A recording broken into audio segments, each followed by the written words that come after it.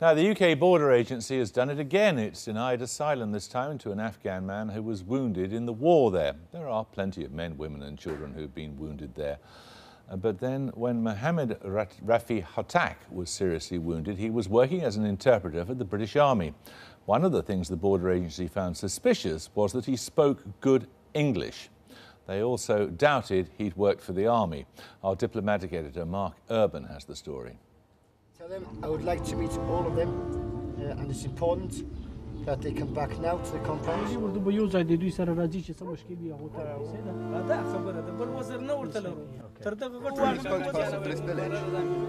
he can come to us and ask us. Interpreters are the filter through which NATO absorbs much of what is happening in Afghanistan.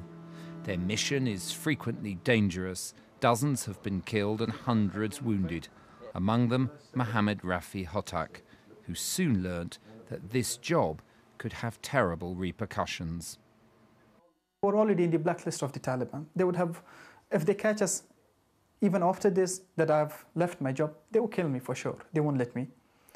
And because they need to take their revenge. And the best person that they can get hold of is interpreters. And as they have proven, they have killed many interpreters. So once you are blacklisted by the Taliban, and then you quit the job, it doesn't make sense, because you are making yourself so vulnerable for them that they can catch you at any time, anywhere. This week, though, Rafi has been in the media spotlight following the Home Office's rejection of his appeal to stay in this country.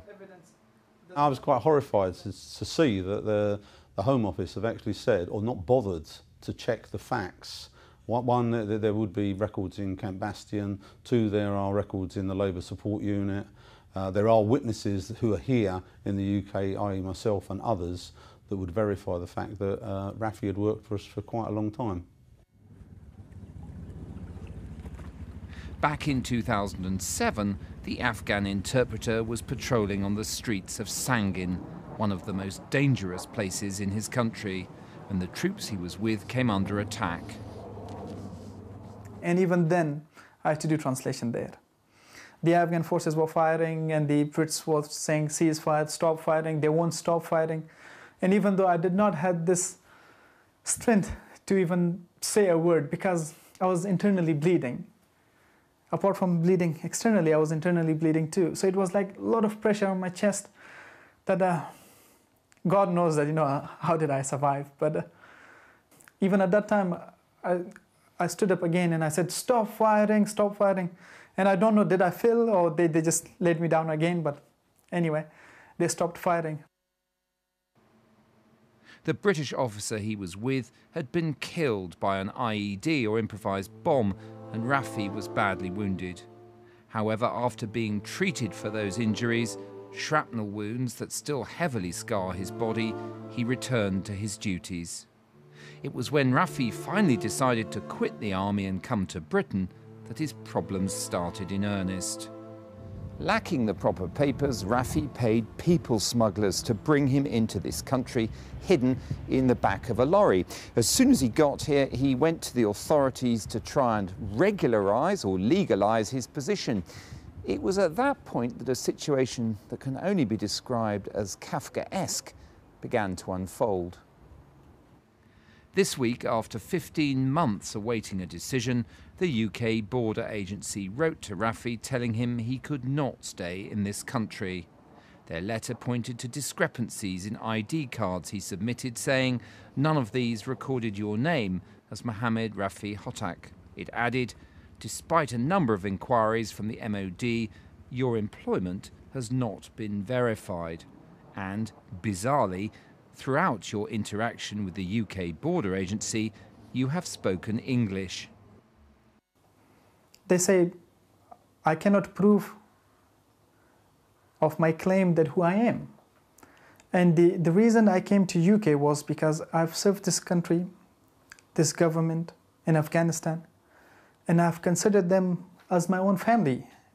I speak English, and I, if not fully, but partially, I understand the culture and the way that things work here. I understand why you are all angry, and I'm very sorry. Afghan interpreters have no guaranteed asylum in Britain. If they apply today, they have to join everyone else who's applying for either refugee status or humanitarian protection.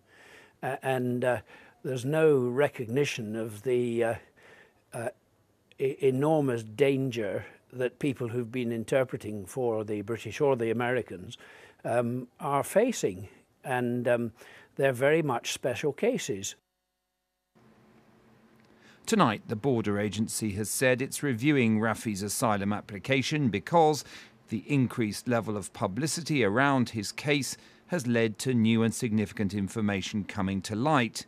However, the questions of why it's taken 15 months for them to realise their mistake and what happens to others in similar situations remain. Well, Rory Stewart is a Conservative member of the Foreign Affairs Select Committee. He previously worked as a regional governor in Iraq, where his interpreter was targeted and killed in 2005. Joining us from the Afghan capital, Kabul, is Heather Barr, a former UN official who now works for Human Rights Watch. Heather Barr, how vulnerable are people who've done jobs like acting as an interpreter? Well, they're extremely vulnerable. The Taliban has specifically talked about how they will target Afghans who've worked with foreigners. They've said that after the foreigners leave, those who've been collaborators will be punished for their treason. So the threats are very real, and people, even while the troops have been here, often receive threats, letters, phone calls. So it's very strange to think that somebody would have to prove individually that they're facing a threat rather than there being a recognition that everyone in this category is facing a threat. Rory Stewart, given your own experience in Iraq, what do you make of this case? Well, I find it very shocking. But I think one of the bigger questions about the system is it seems to be a very legalistic approach. People are not, I feel, good enough about taking on our special obligation towards people who've worked for us as translators. We'll come to that point in a second, but your own experience where your own translator was murdered after you had left, I believe. Mm-hmm. There's no doubt that that was as a consequence of the work that he'd been doing. It's difficult to prove, but he was receiving death threats connected to the fact that he'd worked with me. And there were two other women that I worked with who were also killed. It was the time just after we'd departed from Al-Amara where the Sadrist militia were essentially going around rounding up people who'd worked with us. So Hyder al-Maliki was 25 years old. He was very keen to study abroad. He spoke good English. He actually worked with me as a translator, sometimes not for pay, but just because he believed in Britain and was killed. Now, Heather Barr, this broader question, there are thousands of people acting as interpreters and helping Western forces in one way or another there. Presumably there has to be some mechanism. Can they all be admitted to Britain, the United States or Canada or wherever? Well, it's definitely true that there are many thousands of Afghans, maybe tens of thousands of Afghans who are at risk because they have worked for international organizations. But interpreters who've worked with the military are really a special case. They're really unique in the fact that they've been seen constantly on patrol with members of the international military. I don't think the Taliban sees any difference between them and Afghan security forces or international military. So I think that if you are going to draw a line, certainly they should be on the side of the line where you extend some special protections. I slightly disagree with that. I don't think we have a universal obligation to everybody who's acted as a translator. Where I would agree with Heather is that I think we have a special obligation to be diligent, to look very carefully at anyone who claims to have acted as a translator. And in this case, I'm afraid they weren't diligent enough. Hotak is a very famous Afghan name, and they suggest that it wasn't. But that points to a much bigger problem, which is that the whole asylum system seems to me often to be a lottery and run in a very strange fashion. Do you have a suggested way of dealing with that? Well, I think the first thing is to recognize we have a huge problem, which is that it's very difficult for someone in Britain to try to guess whether a story is real or not. I mean, this has come out of people desperately trying to second guess what's happening in a village in Afghanistan. I've had friends from Afghanistan who've successfully come into the country with much less reason than that, and others who've been turned down. The second thing is he's come in through human smuggling. We've created a system which incentivizes people to work with criminal gangs and smuggle themselves into the country rather than having a system that The processes border agency said they couldn't prove that this guy had worked with the British military. It took us 20 minutes to get 2 people independently to verify that he did. Absolutely, Jeremy, which is why anybody who claims to have done so needs to be checked much more carefully. But the broader problem is that if I turn up and say that I've come from a village in central Afghanistan or Pakistan and feel under threat, it is very, very difficult for the border agency to check whether or not that story is true. And in this case, they obviously got it wrong. And Heather Barr, presumably there are all sorts of things that you might have done to assist the international forces in Afghanistan, which you might feel give you a legitimate fear of being at risk in Afghanistan from the Taliban and others. All sorts of people. There might be just a farmer who tells them that there are some IEDs on a road somewhere. Yes, but a farmer who tells the soldiers that there are IEDs on the road can whisper in someone's ear. It's a one-time event.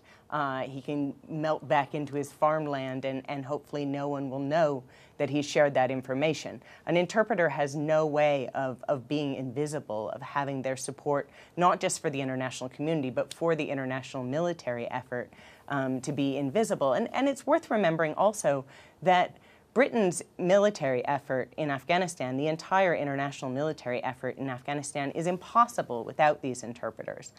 You can't look for IEDs. You can't partner with a team from the Afghan National Army. You can't reach out and try to sort of befriend the population and engage them without the assistance of interpreters. And so and these interpreters they're in the line of fire along with the soldiers every day, but then they're also facing additional dangers when they go home at night. Rory Stewart. Jeremy, I also think we should understand we are operating in a culture where Afghans feel these kinds of obligations very, very strongly. It's a culture in which that kind of relationship of having worked with someone, partnering with someone, would make what we're doing here very shocking. And because our whole presence in Afghanistan or Iraq is based on some idea of moral legitimacy, we have to be particularly careful in the way we behave, not just ethically, but simply in terms of our whole reputation, not to be seen to let people down. Thank you both very much.